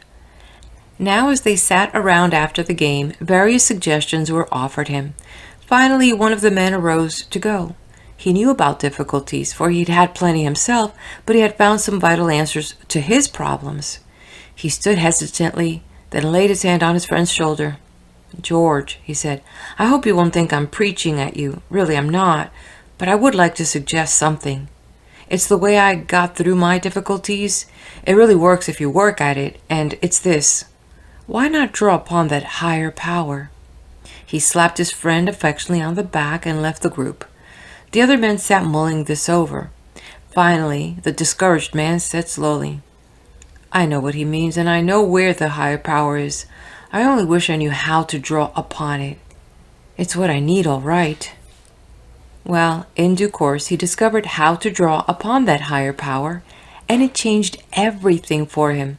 Now he is a healthy, happy man. The advice given at the golf club is really very wise. There are many people today who are unhappy and depressed and just not getting anywhere with themselves or with conditions, and they do not need to be that way. Really, they don't. The secret is to draw upon that higher power, and how is that done? Let me tell you about a personal experience. When quite young, I was called to a large church in a university community, and many of my congregation were professors in the university, as well as leading citizens of the city. I wanted to justify the confidence of those who gave me such an outstanding opportunity, and accordingly worked very hard. As a result, I began to experience overstrain. Everyone should work hard, but there is no virtue in over-trying or over-pressing to such an extent that you do not work efficiently. It is somewhat like making a golf shot. Try to kill the ball and you execute the shot poorly. You can do likewise in your job. I began to get rather tired and nervous and had no feeling of normal power. One day I decided to call on one of the professors, the late Hugh M. Tilrow, a great friend of mine. He was a wonderful teacher, and he was also a great fisherman and hunter. He was a man's man, an outdoor personality. I knew that if I did not find him at the university, he would be out on the lake fishing, and sure enough, there he was. He came ashore at my hail. "The fish are biting, come on," he said. I climbed in his boat, and we fished a while. "What's the matter, son?" he asked with understanding. I told him how hard I was trying, and that it was getting me down nervously. "I have no feeling of lift or power," I said. He chuckled. "Maybe you're trying too hard." As the boat scraped the shore, he said, "Come in the house with me." As we entered his cabin, he ordered, "Lie down there on that couch. I want to read you something. Shut your eyes and relax while I find the quotation." I did as directed, and thought he was going to read me some philosophical or perhaps diverting piece. But instead he said, "Here it is. Listen quietly while I read it to you, and let these words sink in. Hast thou not known, hast thou not heard, that the everlasting God, the Lord, the Creator of the ends of the earth, fainteth not, neither is weary. There is no searching of his understanding. He giveth power to the faint, and to them that have no might he increaseth strength. Even the youths shall faint and be weary, and the young men shall utterly fall. But they that wait upon the Lord shall renew their strength. They shall mount up with wings as eagles. They shall run and not be weary, and they shall walk and not faint." From the book of Isaiah, chapter 40, verse 28 through 31. Then he asked, "Do you know from what I am reading?" "Yes, the 40th chapter of Isaiah," I answered. "I am glad you know your Bible," he commented. "Why don't you practice it? Now relax. Take 3 deep breaths in and out slowly. Practice resting yourself in God. Practice depending upon Him for His support and power. Believe He is giving it to you now, and don't get out of touch with that power. Yield yourself to it. Let it flow through you. Give your job all you've got. Of course, you must do that, but do it in a relaxed and easy manner, like a batter in a big league ball game. He swings that bat easy-like and doesn't try to knock the ball out of the park. He just does the best he can and believes in himself because he knows that he has lots of reserve power." Then he repeated the passage again. "They that wait upon the Lord shall renew their strength." That was a long time ago, but I never forgot that lesson. He taught me how to draw upon that higher power, and believe me, his suggestions worked. I continue to follow my friend's advice, and it has never failed me in the more than 20 years that have passed since then. My life is crowded with activity, but that power formula gives me all the strength I need. A second method for drawing upon that higher power is to learn to take a positive, optimistic attitude toward every problem. In direct proportion to the intensity of the faith which you muster, will you receive power to meet your situations. According to your faith, be it unto you, from the book of Matthew chapter 9, verse 29, is a basic law of successful living. There is a higher power, and that power can do everything for you. Draw upon it and experience its great helpfulness. Why be defeated when you are free to draw upon that higher power? State your problem, ask for a specific answer, believe that you are getting that answer, believe that now, through God's help, you are gaining power over your difficulty. A man and his wife who were in real trouble came to see me. This gentleman, a former magazine editor, was a distinguished figure in music and artistic circles. Everyone liked him for his geniality and his friendliness. His wife was held in a similar high regard. She was in poor health, and as a result, they had retired to the country where they were living in semi-seclusion. This man told me he had experienced 2 heart attacks, one quite severe. His wife was in a steady decline, and he was deeply concerned about her. The question he put was this: can I get a hold of some power that can help us recover ourselves physically and give us new hope and courage and strength? The situation, as he described it, was a series of discouragements and defeats. Frankly, I felt that he was a bit too sophisticated to permit himself to adopt and utilize the simple trust that would be necessary if faith were to rehabilitate him. I told him I rather doubted he had the capacity to practice simple faith enough to open the sources of power according to the techniques of Christianity. But he assured me he was in earnest and was open-minded and would follow any directions given. I saw his honesty and the real quality of his soul, and have had a great affection for him ever since. I gave him a simple prescription. He was to read the New Testament and the Psalms until his mind was saturated with them. I gave him the usual suggestion of committing passages to memory. Principally, I urged him to utilize the formula of putting his life in the hands of God, at the same time believing that God was filling him with power, and his wife also, and that the 2 of them were to believe unfalteringly that they were being guided in even the most commonplace details of their lives. They were also to believe that in cooperation with their physician, whom I happen to know and admire, that the healing grace of Jesus Christ was being given them. I suggested that they picture the healing power of the great physician as already working with them.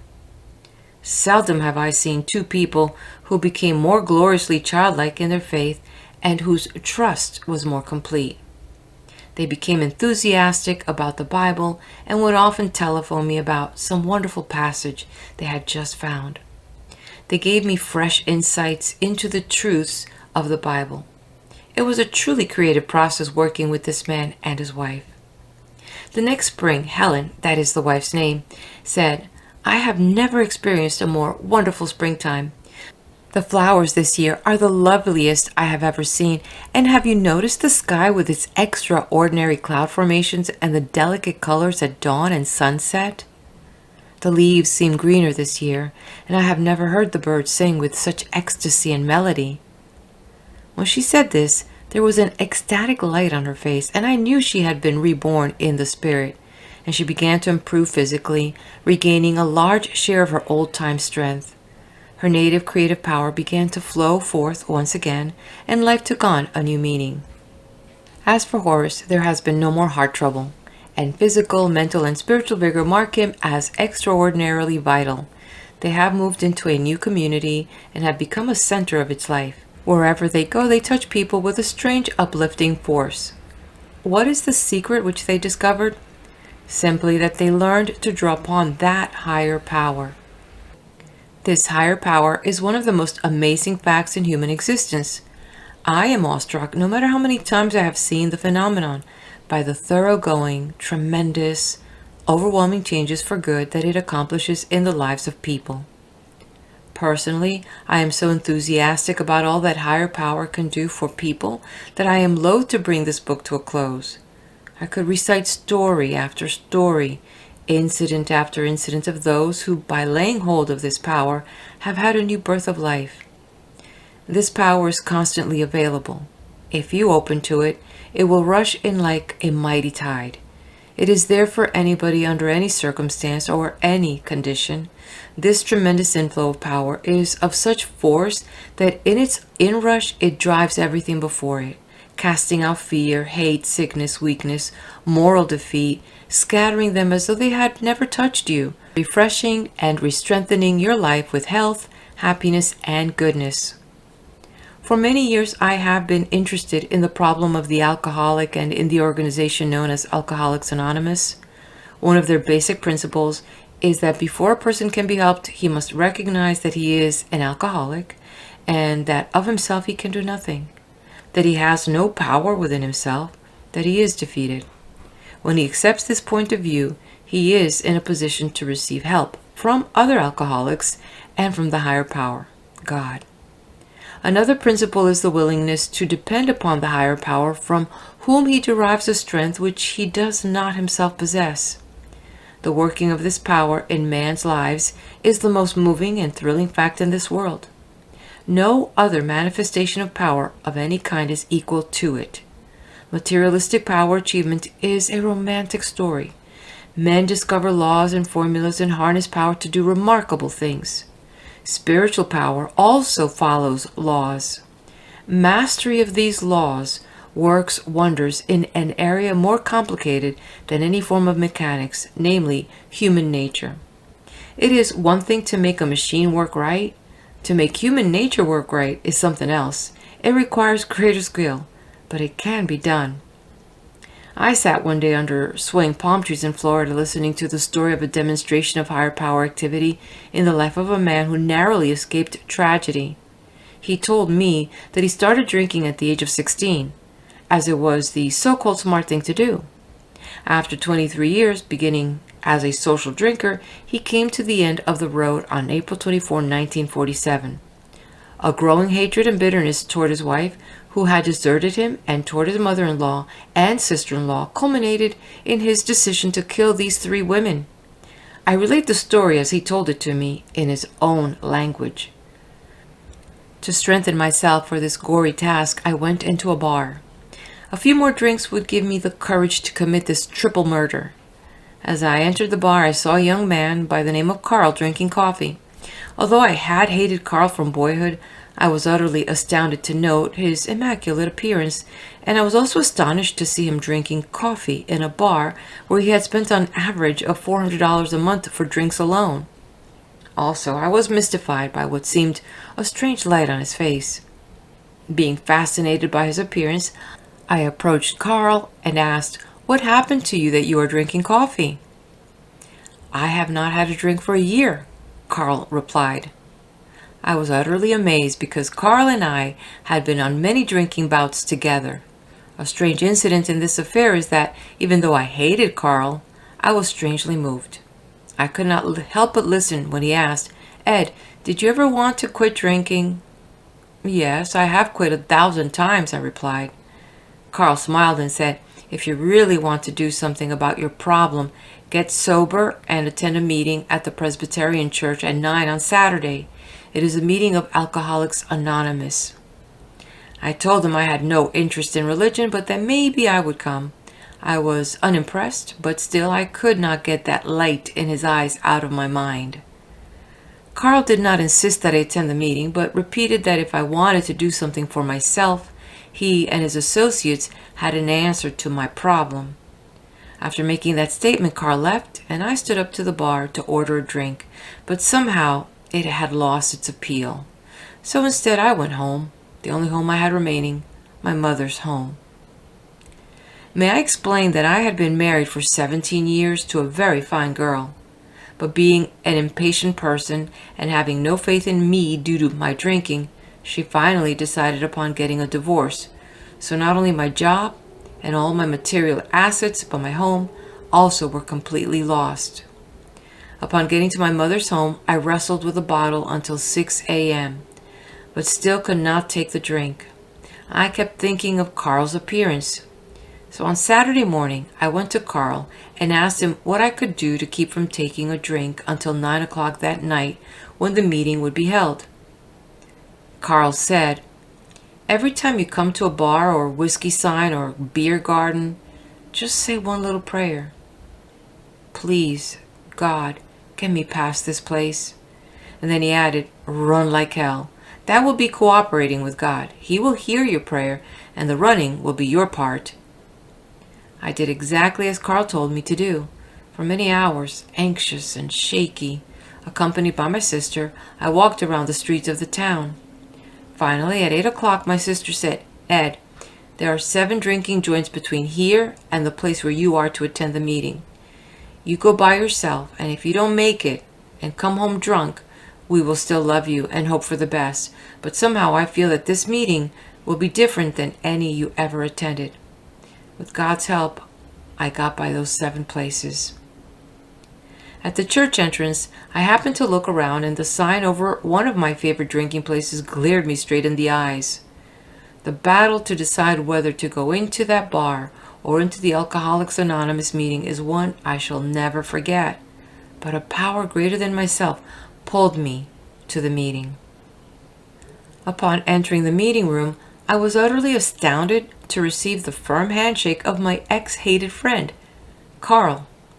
My resentment toward him was disappearing. A round of introductions began to many men in all walks of life. Doctors, lawyers, bricklayers, millwrights, coal miners, construction workers, plasterers, laborers, all types were there. I had been drinking with some of these men for the last 10 to 25 years, and here they were, all sober, on a Saturday night, and above all, they were happy. What happened at that meeting is rather vague. All I know is that a rebirth had taken place. I felt different deep within.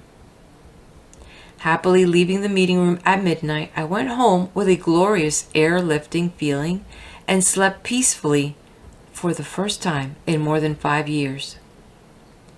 Upon awakening the next morning, I recall something clearly saying to me, "There is a power greater than yourself.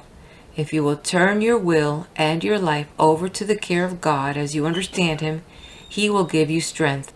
It was Sunday morning, and I decided to go to church.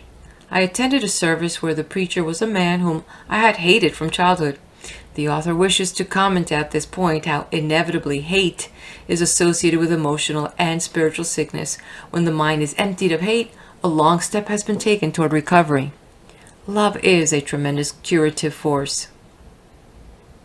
This preacher was one of those sedate, swallow-tailed, coat-wearing Presbyterian ministers. I had no use for him, but that was my fault. He was all right, really. I sat nervously through the singing and the collection taking. Then the preacher read his scripture, and his sermon was based upon the theme, "Never belittle anyone's experience." He had it. I shall never forget that sermon as long as I live. It taught me a valuable lesson. Never to belittle an experience because someone had it, for He and God know the depth and sincerity of that experience.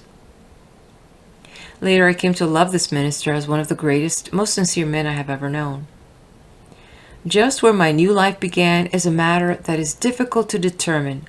Whether it was when I met Carl in the bar, or wrestling past the drink places, or at the Alcoholics Anonymous meeting, or at the church, I do not know. But I, who had been a hopeless alcoholic for 25 years, suddenly became a sober man. I could never have done this alone, for I had tried it 1,000 times and failed. But I drew upon a higher power, and the higher power, which is God, did it. I have known the narrator of the foregoing story for several years. Since becoming dry, he has had to face some difficult financial and other problems, but never once has he weakened. In talking with him, I find myself strangely moved. It isn't what he says or even the way he says it, but one is conscious of a power emanating from this man. He's not a famous person. He is an everyday, hard-working salesman, but the high power is in him, flowing through him, operating with his experience, and it transmits itself to others. It transmitted itself to me. This chapter is not intended as a dissertation on alcoholism, although I will use still another reference in connection with this problem. I cite these experiences to show conclusively that if there is a power able to deliver a person from alcoholism, this same power can help any other person to overcome any other form of defeat he may face. There is nothing more difficult to overcome than the problem of alcoholism. The power that can accomplish that difficult feat can, I assure you, help you to overcome your difficulties, whatever they may be. Let me give still another experience. I narrate this incident for the same purpose, namely to emphasize that there is a power which can be applied, drawn upon, and used that mysteriously but surely gives to people who demonstrate faith the most remarkable victories. In the Hotel Roanoke at Roanoke, Virginia, one night a man who has since become a good friend told me the following story. 2 years before he had read my book, A Guide to Confident Living, at that time he was considered by himself and by others to be an utterly hopeless alcoholic. He is a businessman in a Virginia town and is of such ability that, despite his drinking problem, he was able to keep going with fair success. He had absolutely no control over his drinking. However, an evident deterioration was taking place. Upon reading the book above mentioned, the idea was lodged in his mind that if he could only get to New York, he could be cured of his difficulty. He came to New York but was dead drunk when he arrived. A friend took him to a hotel and left him. He recovered sufficient consciousness to call a bellboy and told him that he wanted to go to the town's hospital, a famous institution for alcoholics presided over by late Dr. Silkworth, one of the greatest men in the field of alcoholism, now deceased but never to be forgotten. After robbing him of $100 or more, which he had in his pocket, the bellboy delivered him to the hospital. After several days of treatment, Dr. Silkworth came to see him and said, "Charles, I think we have done for you all that we can do. I have a feeling that you are well." This was not Dr. Silkworth's usual practice, and the fact that he handled this case in this manner causes one to sense the guiding hand of a higher power. Still somewhat shaky, Charles made his way downtown until he found himself outside the office door of the Marble Collegiate Church, 1 West 29th Street, New York City. It happened to be a legal holiday, and the church was closed. Other than such holidays, the church is always open. He stood there hesitantly. He had hoped that he might go into the church and pray. Not being able to gain entrance, he did a strange thing. He took from his wallet one of his business cards and dropped it through the mail slot in the door. The instant he did that, a tremendous wave of peace came over him. He had an amazing sense of release. He put his head against the door and sobbed like a baby. But he knew that he was free, that some tremendous change had happened to him, the validity of which is attested by the fact that from that minute there had been no turning back. He has lived in complete sobriety from that moment. There are several features about this incident which mark it as impressive. For one, Dr. Silkworth seemed to have released him from the hospital at the proper psychological, spiritual, and shall we say supernatural moment, indicating that the doctor himself was the subject of divine guidance. When Charles told me this story in the Hotel Roanoke 2 years after it happened, I had a feeling as he related it that I had heard it before in precise detail, but he had never told me this story. In fact, I had never previously talked to him. It occurred to me that perhaps he had written the story to me and I had read it, but he said he had never written to me.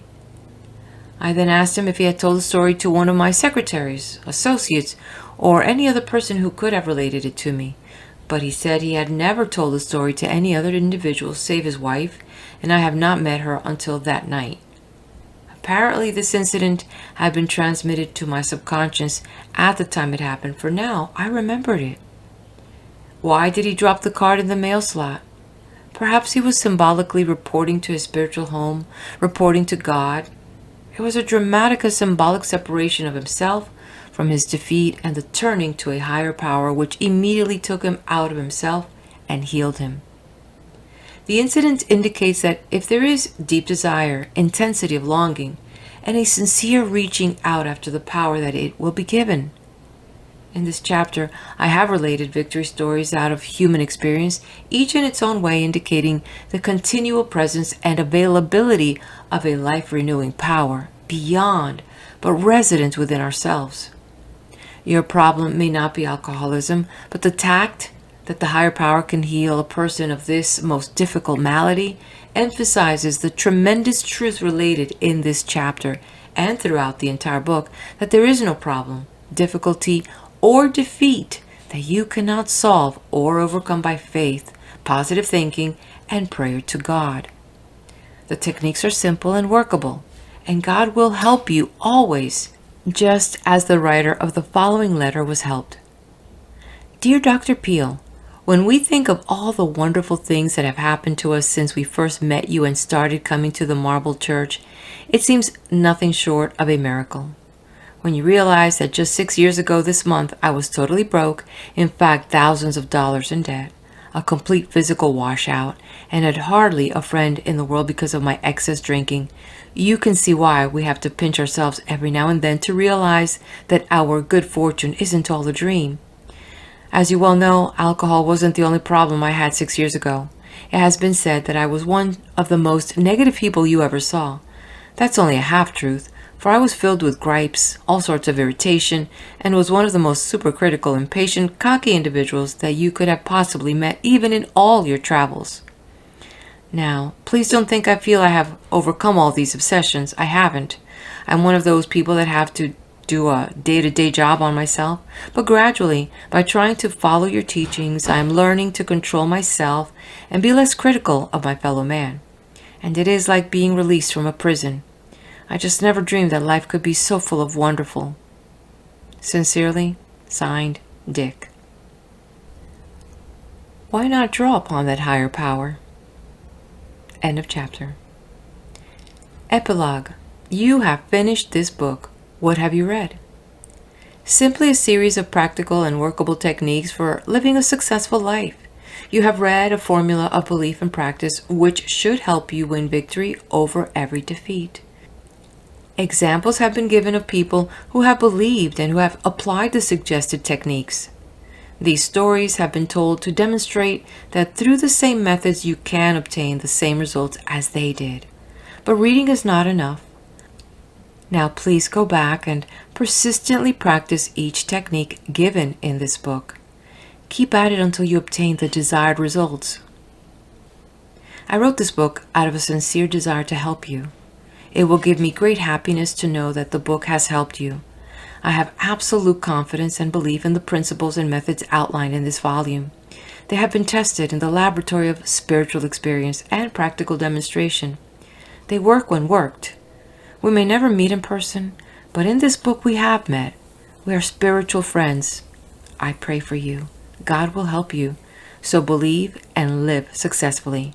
Signed, Norman Vincent Peale. And this concludes the reading of The Power of Positive Thinking by Norman Vincent Peale. If you haven't done so, please do hit the like button. If you know of someone that could benefit from this book, please share it with them. And yes, subscribe to the channel.